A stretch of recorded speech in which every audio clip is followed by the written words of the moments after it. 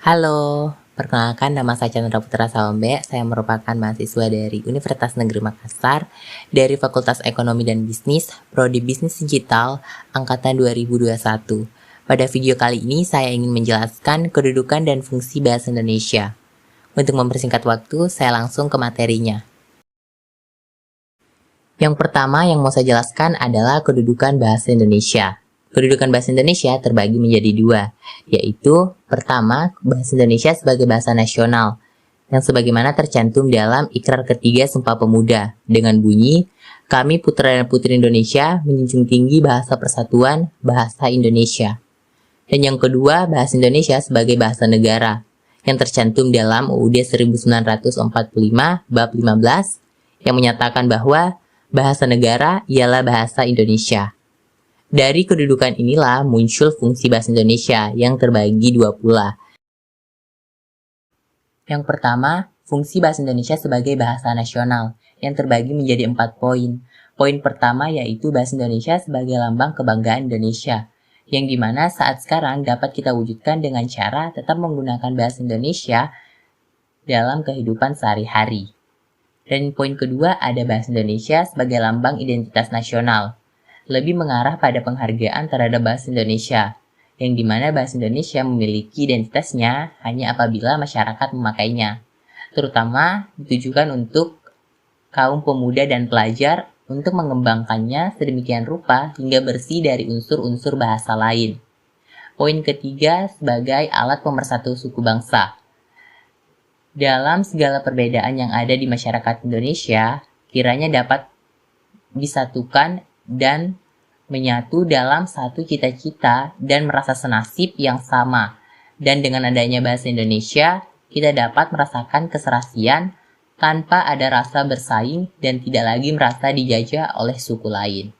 Poin terakhir atau yang keempat adalah sebagai alat penghubung antar budaya dan antar daerah, yakni fungsinya sebagai lingua franca atau alat komunikasi antar budaya yang satu dengan budaya yang lain, walau memiliki bahasa ibu sendiri.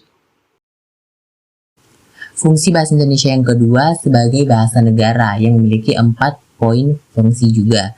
Yang pertama, bahasa Indonesia sebagai bahasa resmi kenegaraan, yang dimana bahasa Indonesia dipakai dalam kegiatan resmi kenegaraan, seperti upacara, serta peristiwa dan kegiatan kenegaraan, baik dalam bentuk lisan maupun tulisan. Dan yang kedua, bahasa pengantar dalam pendidikan yang dimana fungsi bahasa Indonesia harus digunakan di lembaga-lembaga pendidikan, mulai dari taman kanak-kanak hingga sampai perguruan tinggi. Fungsi yang ketiga, yaitu bahasa resmi untuk kepentingan perencanaan dan pelaksanaan pembangunan nasional, yang dimana semua kegiatannya harus dikomunikasikan dalam bahasa Indonesia. Fungsi yang terakhir yaitu alat pengembangan kebudayaan dan ilmu pengetahuan dan teknologi, yang berarti bahasa Indonesia sebagai satu-satunya alat yang mungkin masyarakat membina dan mengembangkan kebudayaan nasional sehingga bahasa Indonesia memiliki ciri-ciri dan identitasnya sendiri. Adapun perbedaan bahasa Indonesia sebagai bahasa nasional dan bahasa negara. Yang pertama dari segi wujudnya. Dalam bentuk lisan biasa terjadi perbedaan yang dimana bahasa nasional kadangkala ada campuran dari bahasa daerah. Perbedaan yang kedua dari segi proses terbentuknya. Dari bahasa nasional terbentuk karena Sumpah Pemuda. Dari bahasa negara, proses terbentuknya setelah kemerdekaan Indonesia, yaitu pengesahan UUD 1945. Perbedaan yang ketiga atau yang terakhir dari segi fungsi, yang dimana bahasa nasional dalam pergaulan sehari-hari dan akan bercampur dengan bahasa lain, contohnya bahasa daerah tadi. Dan untuk bahasa negara yang sifatnya atau fungsinya bersifat resmi dan kenegaraan.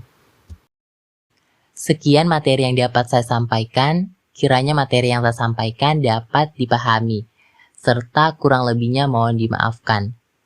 Sekian dan terima kasih.